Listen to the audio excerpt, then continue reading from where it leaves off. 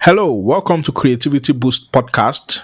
Today I have on the show an author, a serial author of 8 books, and he goes by the name Cal Shoop. Cal is not just an author, but he's a musician who has profound interest in the subject of creativity. And so today we are going to be bringing all of his experiences, expertise, and interests to bear in our conversation, which is actually centered around how to make money as an author, creative ways to make money as an author. Before I go on further into this conversation, I'd like to bring Kyle on so that he can tell us a bit more about himself because I believe I didn't even do justice to his introduction. So, hello, Kyle. How you doing? Hey, I'm doing great. Thanks for having me on. That's very kind of you to say. Yeah. So, do you want to tell us a bit about yourself for those who are just meeting you for the first time? Yeah, happy to. I won't go into depth on each novel, but I do write a lot of different novels. I have 8 that are out there. They're in 2 different series. The first one is a romance series, actually. It's called the Senses of Love series. And the most popular one in that series is The Touch of Love, which is a World War II historical romance. There's another one I'm betting will come up during this podcast that's called The Sound of Love. And then I also have another series that's more for younger readers. It's kind of like the Percy Jackson series, but mine is called the Asa Bishop Trilogy, ACEA, Asa Bishop Trilogy. So it's a fun, adventurous, magical series. And then I will just say I just finished writing my 9th novel, which is not in one of those series and will be coming out early next year. So looking forward to that. So Wow, that's cool. You forgot to tell us about your musical music. escapades, and do you want to Yeah. tell us a bit about all of those other creative sides? And you forgot to also tell us about the fact that you're a lawyer, if I'm not mistaken. So please don't withhold. Just tell us so that we can really understand how much of creativity you really unpacked in your journey. Yeah, it's interesting, and thanks for saying that because in general, I love the topic of creativity, and you hit on it. There's multiple different ways for me that I find myself having creative outlets. Right, writing stories is the main one, but those stories end up being on the page with books. But then, yeah, also in song as well. I have been releasing music for years and years since I was a teenager. Not all of it's out and available for people to listen to as I kind of now focus on the more recent stuff, but on Spotify, Apple Music, everywhere you can listen to. My musician name is Guy Plus Guitar, and that's plus with a plus sign. So Guy Plus Guitar that way. And then, yeah, I'm an attorney, and it's interesting because I've been licensed as an attorney for just about 15 years. And a lot of times I look back and I think, what's the segue between my professional life and me wanting to find these creative outlets? And Hmm. I remember when my first book came out, I was young. I was young attorney at a law firm. And I remember the partner that I work with goes, okay, so are you gonna quit practicing law now that you have a book out there? And on one hand, I kind of laugh because, like, I was just getting started to be an author. I didn't know financially what that would mean. But really, what went through my mind was, well, without having my daily career, I wouldn't know where to escape to. Right. And Hmm. that's an interesting aspect of creativity to me is what really fuels creativity. And to me, it's kind of that yin and yang approach of, I love escaping to somewhere because I have something else that I spend a lot of time focusing on as well, right? And I sell quite a bit of books and everything, but still, I just think I'm never gonna stop needing something to escape from, whether that's a daily job or what. So, anyways, yeah, that's kind Yeah, of and that's pretty interesting to hear that you also play the box guitar, or the guitar, yeah. because I at some point in my journey had a thing for music, and I picked up the box guitar as an instrument. I used to play the drums before then, and then I picked up the box guitar. But here's the story: I I picked it up. I started learning. I started strumming. I learned to play on E, play on C, play on G, and I Yeah. think A sharp also. But guess what? I stopped because I I hit what we call disruption. I faced, challenges Yeah. in my learning process, and so I allowed that aspect of my creativity to sleep and to probably get buried.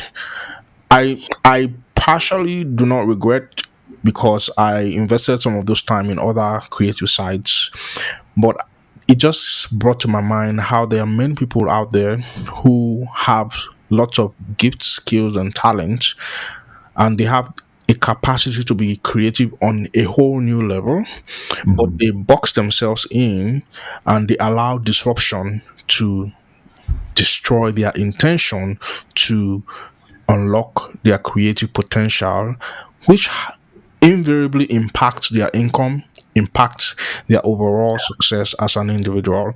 So tell us about this part of your journey. Did you ever face disruption? I know Oh, we're here to talk about how to make money as an author, but I want to first of all set the foundation before we go into the broader part of that discussion. So, what was your journey like with respect to disruptions that came up, oh with yeah. respect to difficulties and obstacles, and how did you overcome them? You bet. Hey, that's a great topic because part of the creative path is having disruptions, feeling doubt, Mm, hurdles, things that make the average individual want to stop being creative, right? And I say that because honestly, just 2 days ago, I spent a couple hours recording a new song at home, for example. mm, And in the moment, I'm like, okay, this is what I'm creating and it makes sense to me. And then just yesterday, I pull out kind of the demo of that song.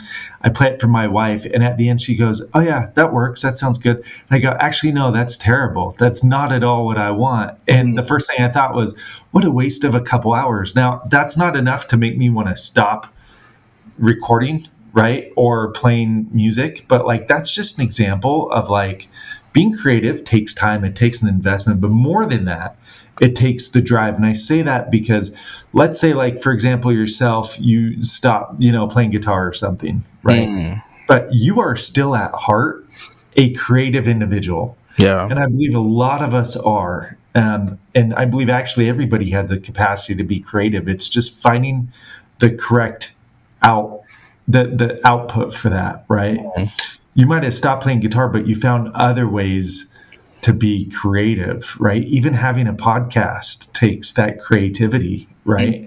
What do you want to focus on with the podcast? What do you want the format to be? All that stuff, right? How to lead a conversation.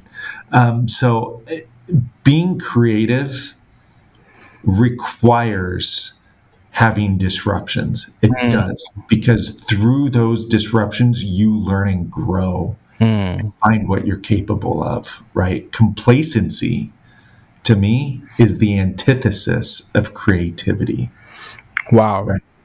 That's profound. And that brings us to the main part of our conversation, which is around like making money as an author, because I coach authors, I help authors and upcoming authors to fix their book sales, to make money from their book apart from even selling the book itself. And when I met you, you sound like someone who has had some experiences around the income generating space for authors. Yeah. So I brought you on so that you can also share some of your experiences around that area, because many authors need to hear things like what we have discussed about in the past. So do you want to go for it and tell us like how you even came about these new or creative ways that you're Yeah. currently using to make money and what they are? Yeah. Let me start with the high level, right? All authors, whether you are um, self published or what's called traditionally published through like a publishing company, regardless of that, all authors really lean on kind of three traditional sources of income, Hmm. right? Those are selling ebooks, Mm-hmm. selling paperback books, Hmm. and selling audiobooks. And all three of those, in my eyes, are equally as important. It's interesting to me as I look at my sales. they're pretty actually evenly distributed. I mean, things go in waves and everything with different kind of marketing that I do, but it's pretty evenly distributed. And so all three of those are key. But what I want to focus on instead is, okay, so an individual is creative enough to write a novel, right? That takes a measure of creativity and drive. Yeah. Now I want that individual to step back and be creative Hmm. about their creative work. Hmm. That sounds kind of weird. Let me explain, okay? So, in a couple of my books, The Sound of Love and The Touch of Love, I have a character that is a musician. And halfway through writing those books with this character, I thought, okay, now here's a chance for me to write some lyrics for a song in the book. And then it just snapped. I need to be creative about what I'm doing here. I've already got songs back, going all the way back to when I was a teenager, that I've released that fit this novel perfectly. Hmm. And so what I ended up doing was linking in my ebooks and having a QR code and paperback books, all that stuff, for people, for my readers to be able to go listen to the characters' actual songs. And this is one example where now a reader has already paid to read my book, right? They've already got my book. Hopefully by the time they get there, they're invested enough to actually care and say, hey, these are the lyrics from this character. And now instead of just reading it on page, they can go listen to the actual songs on Spotify, Apple Music, everywhere that they're out there, right? Hmm. So that's an example where I would tell an author, step back and think, what are different ways besides those big three? Instead of just ebook, paperback, and audiobook, what are other ways that I can get out there and have sources of income? For me, I ended up finding an intersection with the story and songs that people can listen to, because as a musician, I make money every time somebody listens to a song. It's Hmm. not a lot, but it adds up over time, right? Yeah. So I would challenge authors to think, is there, maybe you can create a YouTube channel for a character, Hmm. right? Or do TikToks um, pretending to be one of your characters, or dressed up like your character or something, right? That there's different avenues now that you can take it off the page for people to be invested in the world and think about how those stream of incomes would happen. Okay. Long answer. Yeah. Yeah. Yeah. That's interesting. So, what would you say to authors who are struggling with creative blocks?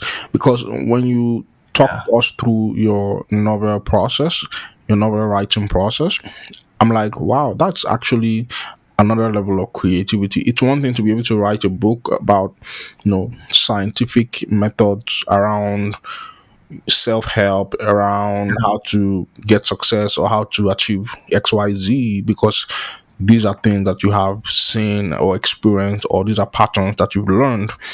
But it's a whole different level to come up with a character, to give that Yeah. character a name, a personality, to give that character a, a place, give that character an identity, give that character, you know, whatever it is, a Yeah. nationality, and then create a story around that character, create emotion around that personality, and move people with that story, right? So, what's your process for creating out of Yeah. nothing, creating something out of nothing? The reason why I'm saying this is because it's really powerful if authors can dial that in. This was what changed the game for the author of Harry Potter, right? She came up with something out of nothing. And despite the fact that she was a single mom on welfare, she has gone on to become a multi-millionaire, almost a billionaire, from Yeah. just publishing that book that has spun into different wonderful products, right? Yeah. So what's your process for creating things like that, and what do Yeah. you think other people can glean from that process? Yeah, yeah, and there's something about J.K. Rowling which I remember reading, and I just loved hearing that, because she got rejected so much before she Absolutely. finally got a yes, right? Yeah. And nowadays, rejection, even if you were to only experience rejection as an author, you can still self release, self Hmm. publish, right? Yeah. But then you got to think, how can I make what I'm trying to get out to the world more accessible? And it's easiest, in my mind, from my experience with fiction, because I write characters, right? But when we talk about how to or self help or any nonfiction, there's so many different ways now. I get pulled in on YouTube to recently. I don't know why, but like scientists explaining maybe unique things about the world that I don't know about. Right? That could be the topic of a book that they wrote, but instead I find myself being like, "Whoa, yeah, tell me about how the Mediterranean Sea once wasn't a sea." That's one I found recently, and I was like, "Whoa, that's crazy," you know. And what they're doing there is they're taking topics that they've likely published on, but instead they're explaining them in quick, digestible videos on YouTube that I find myself watching. And eventually I say, "Who is this scientist? Who is this individual? Who's this therapist on a self-help topic?" Oh, turns out they have a book, Hmm. right? And then I'm finding about that book, right? So that's what I'm saying is take it off the page. Don't just assume. You can't assume anymore that you publish a book and you release it and maybe you'll do some marketing on Amazon and assume you're good. Instead, think about the formats that people consume things. For Hmm. me, it's with music. For others, it might be a quick, uh, YouTube video on something that pertains to your book, Hmm. right? And then point everybody to your book, right? That's what I would suggest. And of course, it's going to take time. You don't release your first video, your first podcast, your first Hmm. song, and have it hit. That just doesn't happen. Stay with it. It's kind of like that disruption you talked about, right? Yeah. There's disruptions in the way you write things Hmm. and create the work, but then with marketing, there's disruptions there, and you just got to keep going. Not every dollar is going to pay off with a sale, but keep Hmm. at it and you build a brand, you build awareness, and things happen over time. So, Absolutely. One problem I've discovered that makes authors broke and frustrated is that they go into entrepreneurship with the mentality of the 9 to 5er, with the instant gratification mentality, especially because most of the authors who have these challenges, they've either worked a job or they've been raised in homes where 9 to 5 was the path to success that they were shown. And so they think that they should get paid after 30 days or after 2 weeks or after a day's work.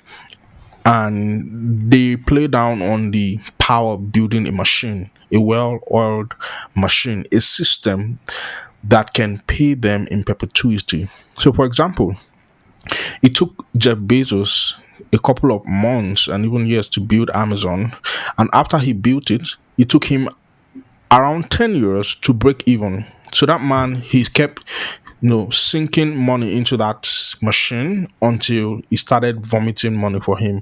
But it took a lot of time. It took years. He had to engage in conversations with people, with family, with friends, with investors, and even with himself, with his inner self, right, to give himself more reasons to stay the course. And the average author want to publish a book and become an instant hit. They do not want to do the grind. They don't want to build a system, a web of system of running things, an ecosystem of things that would put their message on the palms of people, put their message on the ears of people, put their message in front of people. They just feel like writing the book is the end game when it's just the beginning, right?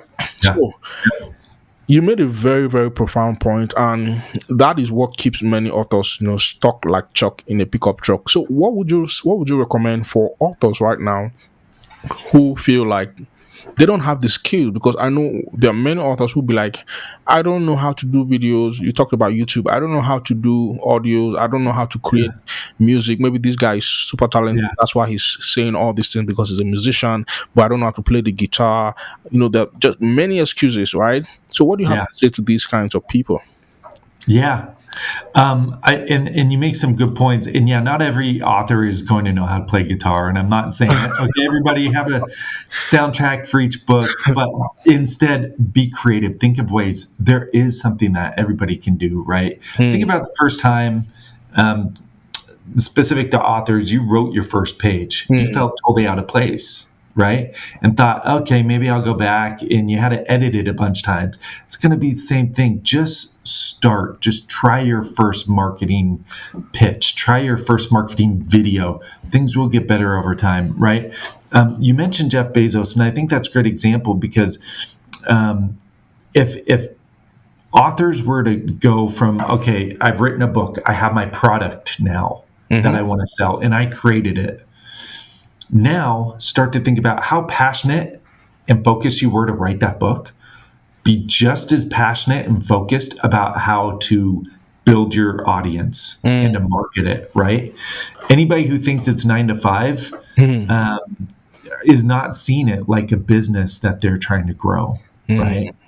Um, I have friends and family who they start their own businesses, that you drive by or whatever, right? And for them to start that, it took a lot of research. It took a lot of time and planning and thought. And when they were in their day full time jobs that they wanted to jump ship and do their own business from, they are thinking at night, and it is their passion. And how do I do this? And what's the structure going to be? And you got to do the exact same thing when marketing a novel, right? I will oftentimes say a half an hour a day adds up over time. And when I'm writing, it's a half an hour writing. But as soon as I am done writing that novel and it is out there in the world, it is a half an hour a day at least marketing and looking for avenues and how do I do stuff. So that's what I would recommend to people is whether it's a half an hour or whatever time you got to make it a habit, make it something that you're passionate about every day, even if it's after your full-time day job it's done. You got to be passionate about it, and you're thinking about it in the evenings or early in the mornings, right? Grisham, Jeff Grisham. So I'm a attorney as well, right? Hmm. And John Grisham, sorry, John Grisham is probably the best known attorney author that's out there. Hmm. And what I read about him years ago was before he woke up and worked at his law firm, which myself, having worked at a law firm, it takes a lot to wake up early and you got to hit the billable hours early and give it all you got to the firm, right? Hmm. But before that, he would wake up even earlier and start writing. Wow. This was before anybody knew him. That's passion. That's a drive, right? I'm not a morning person. I'm an evening person. It's my way to decompress after I'm done working, Hmm. right? But you still got to have that drive outside of your normal hours to there's a problem to solve, and that's the market. And how am I going to go do that? And for me, and that's my core message for you right today is think, okay, I got to have the drive, the will, but now I got to think of creative ways to market, to bring this to life for people and to make it accessible for them. Hmm. Cool. And that's really interesting, because bringing the idea to life is really key. I usually tell authors, like, why did you write a book? Did you write a book because you want to sell a book, or you wrote a book because you wanted to sell a message? You wanted to tell, a story that would change someone's life, that would transform someone's life. And I think another problem authors have that makes them stuck is that they write a book for themselves. Right, there's a place for that if you're just looking for a creative outlet, but we're talking about the money making opportunities out there. And if you really want to make money, if you want someone to pay you, for your creativity, you need to think profitability. You need to bake profitability into your business model, into your book, approach, right? So do you want to say something about that? Yeah, and I think that goes into the subject of don't make dumb financial decisions too. right? I mean, there's a middle ground between knowing you've got to invest in yourself and in your product, Hmm. but also don't overinvest. I met a first time author once that took out a ton of money from his retirement, account, and bought like thousands of paperback copies for him to sell to people. And whereas that might be a lot of faith in yourself, like had he sold one yet ever Hmm. in person, right? Like there's kind of a laddered approach in my mind of risk that you take, right? Yeah. And so, just authors out there, don't place yourself in dire financial straits. There's a middle ground, and kind of step up one step at a time and say, okay, I've done marketing in this sphere, it's working. So then I will ramp it up to the next level, right? Or I've done marketing, Facebook, or in certain different areas, and I'm not quite seeing a return. So maybe that's not my space, or maybe I need to turn around and rework the image or the message before I invest more at that. So Yeah, and to your point, some authors they go in blind, they jump in head first without doing their own due diligence, yeah. right? Without seeking guidance, without talking to people who may have some knowledge that would help them, without taking courses, without going to classes, without getting, into spaces where they can get coached, where they can get mentored, where they can get encouraged by other people who are in the similar journey or who have been there before them, right? So people like that will always, sell themselves short. They'll always find themselves on the shorter end of the stick because they're going to go in blind. They're going to make mistakes. They're going to have their fingers burnt Mhm. because they are running for, facades. They're running after things that do not really exist, and they are not able to build the core of their personality to a place where they can actually get those results, but they want to buy those results, right? You don't buy results, you build it, you create it. So that is so profound. So And what just okay. so real quick, and just as you don't buy results, don't define yourself by them either, Yeah. for good or bad, right? Yeah. So, yeah, I mean, we all know, we've seen stories of people who totally change once they have success and make about, but and you say, oh man, money's really changed them or whatever, success, obviously don't let that happen. But just as importantly, if lightning doesn't strike in a bottle for you on a certain book, that doesn't mean you don't know how to write a book, Yeah. right? Keep at it. It's funny because I look at my first book and I love my first book so much. It's Asa in the Animal Kingdom. But if I define myself by only how I did with that book, I'm selling myself short because I've written such, I've written so many other novels after that one where the roof is just raised, right? Yeah. And ones that I found just as fulfilling. So never define yourself by the outcome of how much you sell or don't, right? Is yeah, key, I think. Great. Now I have a question for you. Being an attorney, you obviously have had to grow in your career, grow in your profession, and you're managing this, creative aspect of your music, your writing, and even many other things that you probably have not even mentioned on this conversation. So I've met people who tell me, "Oh, because I'm working a job or I have a career, I'm in a profession, so I can, do this stuff that I really want to do or pursue this passion that can make me profit." So they are confused. I've had people reach out to me and say, "Hey, I think I'm succeeding in my career, but my career is just the bane of my existence because I can't really express my creativity the way I would like to, right?" And I have what I usually tell them, but I'd like to get your perspective on that for those who may be listening to us right now. What do you think? Yeah, I think it's all about prioritization, right? With creativity, you can't wait for something to come to you. You have, just Mm, like you said, you have to create something from nothing, mm, and you've got to want to create that For me, I can tell you that like when I'm in the middle of writing a book, it is like an or a song. When I'm in the middle of writing a song, a book, any creative work, it is like an unsolved math problem to me Mm, that is just gnawing at me until I think of what's the next paragraph, what's the next chapter, or when writing a song, these lyrics, I've got the first couple lines for lyrics, but where's that going? What's next? And my wife, by the way, can tell. And she's like, okay, you got something going on, don't you? And I'm like, yeah, it's the next chapter of my next novel.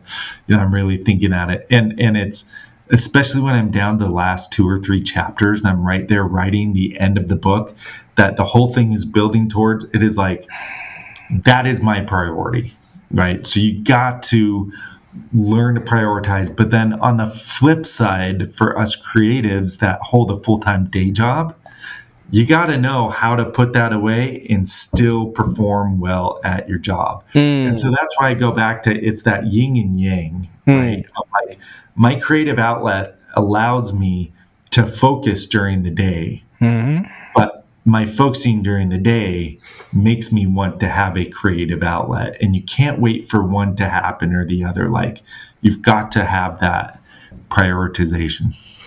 Wow, that's great. And one thing I usually tell people is that creativity is not an event. So you don't need to, and you said exactly that, right? So I'm Yeah. saying this to confirm what you said. Yeah. I usually tell them you don't need to wait for an event to happen before you get creative. You don't need to say, oh, I need to quit my job first so that I can start manifesting my creativity. Because if you really are creative, you will find a creative way to demonstrate your creativity in that sphere, in that cocoon, in that job that you hate or like, in that profession, right? While you build it before you get to the point where you can actually, maybe move on to something else or move on from the profession or career or job or business or whatever it is. So if you truly ignite your creativity, which is like the title of my last book, shameless Yeah. plug there, right? Totally. If you really ignite your creativity, you won't need to wait for an event that you probably can control before you give yourself that opportunity to manifest, unlock, unpack your Yeah. creativity and tap into that part of you and even generate massive income from that activity. And that brings me to my next question. So, at what point in your career, being an attorney, right? That's no small feat. Being an attorney means you have to spend lots of time, writing, reading rather, lots of time reading, getting familiar with cases, even going through law school and going through Yeah. the educational system. How did you wade through all of that, and what was your process like? What was your journey like? Yeah. Thanks for asking. That's a good one. So I didn't start writing officially until after law school, and I was a kind where law school did not come easily or quickly to me. I always saw other students barely study and get great grades, and I thought, if only. So I found myself most nights studying late into the evening and not leaving until close to when the law school library closed. And so then after I took the bar, suddenly I didn't need to study anymore because I would study just as much to pass the bar, right? Into the evening and all that. And so once I took the bar, I suddenly found myself having a vacuum of time in the evening when I'm used to being productive and focusing on something. And for me, I never set out planning to be an author. When I look back in high school, I actually I'm from Washington State, Seattle area. And in high school, randomly, like our high school had a writing contest, and I happened to win like the gold award for the whole state for something that I wrote. And it still, you would think I'm like really dumb. I didn't ever think, hey, that means I'm good at writing. Like I actually saw it as a coincidence. It's like, oh shoot, they judges didn't know what they were doing. They gave it to me, but I won like this state award for all high schoolers Wow. for something I wrote. Anyways, so then flash forward to after law school years later, I had a dream and I just woke up and I was like, I got to get this dream down on page. It just would make an awesome start to story. and it's the first two chapters of Asa in the Animal Kingdom, my first book ever. And I found myself every evening, once I was just like, you know what, I got to get these first two chapters down. And I did that in the evening, and I found myself saying, hey, this is what I enjoy focusing on every evening. And despite being married and eventually having kids, like once they would go to bed for me, I would spend a half an hour a night writing because I had to get it down on page. What happens next? What happens next? I had to entertain myself. I love your title, Ignite Your Creativity, because I had to ignite the creativity within myself Mm-hmm. without ever thinking somebody else is going to read this one day or actually like it or pay for it. Mm. Right? I had to ignite my creativity because then my creativity ignited myself. Right?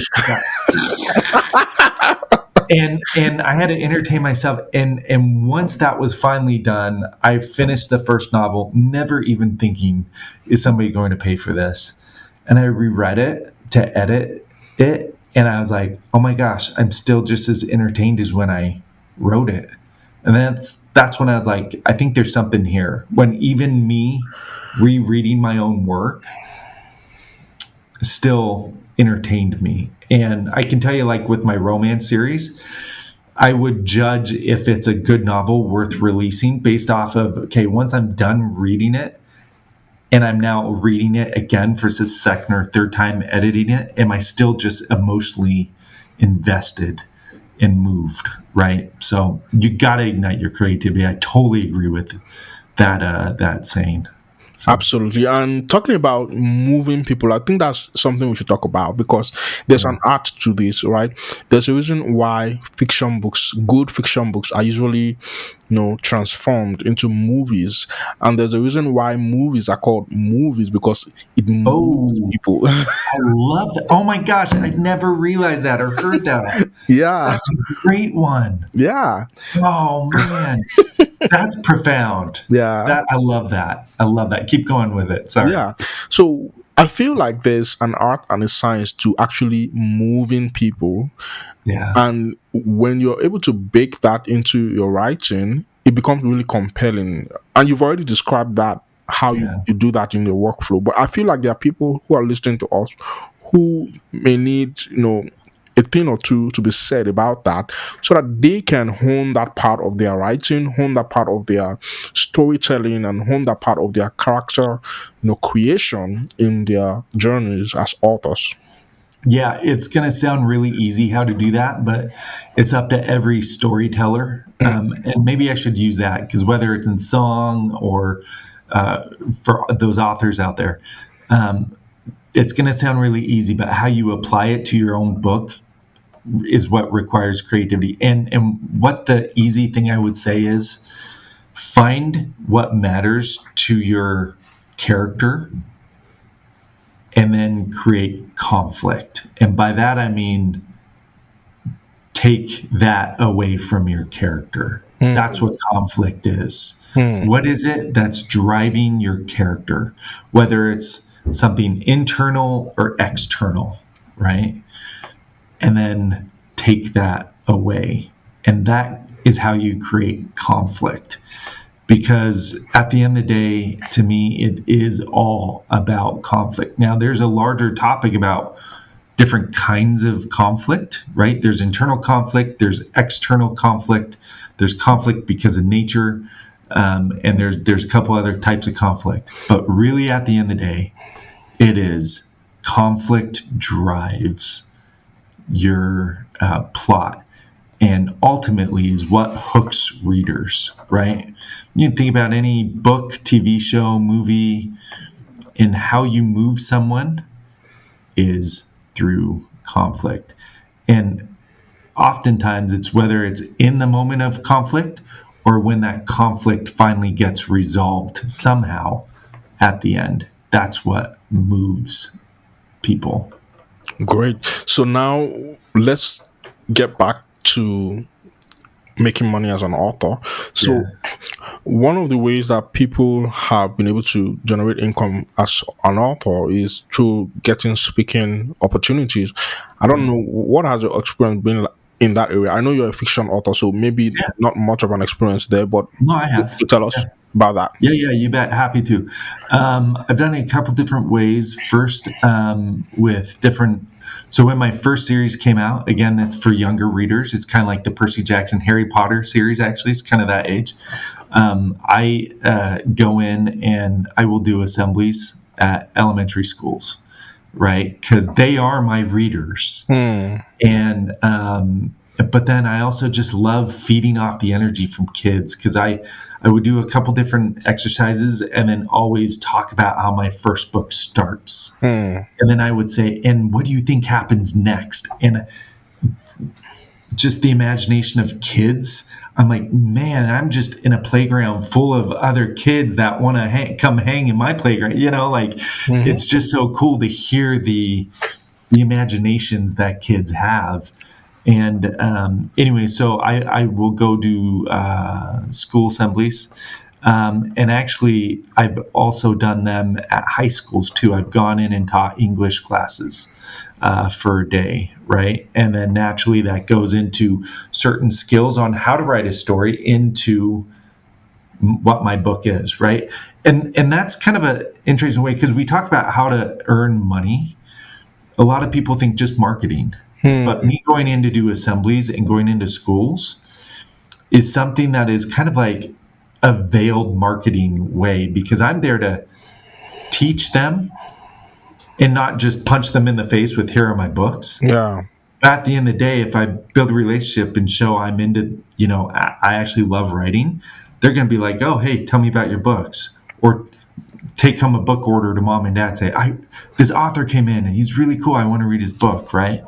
That's one way. I've also done conventions. I live in Utah, and there's the FanX. It used to be called Salt Lake Comic Con, but it's FanX now. And I've gone and I've done things there too. And if I had time, there's a host of other different ways that people can. I'm like, Utah has a storytellers conference, right? I mean, there's so many different ways that people look. They can do it even now, to finding ways online with YouTube to talk on different things. So. Wow, that's cool. So I think we're wrapping our conversation up right now. So do you have like any parting words and any ways that we can connect with you after now? Yeah. Yeah. Thanks for asking. So, and man, you've done such a great job asking some really like awesome questions, and I mean that genuinely. And so that's what I would urge authors to do, is just like you said, actually, once you write your book, that's actually not the end. That's the beginning. Hmm. And now take a step back and say, how can I be creative about how I market my creative work? Anyway, so you can reach out to me. All my books are on Amazon under Kyle Shoop, SHOOP. Again, my songs, my music, you'll even see one of them is a soundtrack to one of my novels. Hmm.